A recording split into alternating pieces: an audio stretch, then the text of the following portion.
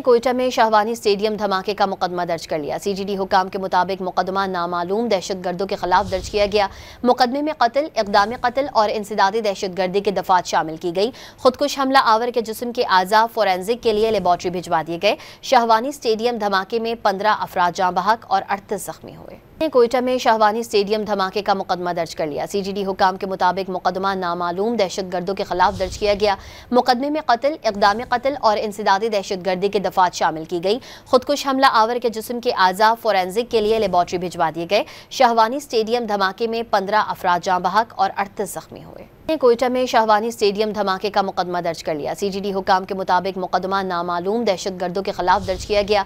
मुकदमे में कत्ल, इक़दाम कत्ल और इंसदादी दहशतगर्दी की दफात शामिल की गई। खुदकुश हमला आवर के जिस्म के आज़ा फोरेंसिक के लिए लेबॉर्ट्री भिजवा दिए गए। शाहवानी स्टेडियम धमाके में 15 अफराद जाँ बहक और 38 जख्मी हुए। कोयटा में शाहवानी स्टेडियम धमाके का मुकदमा दर्ज कर लिया। सीजीडी हुकाम के मुताबिक मुकदमा नामालूम दहशतगर्दों के खिलाफ दर्ज किया गया।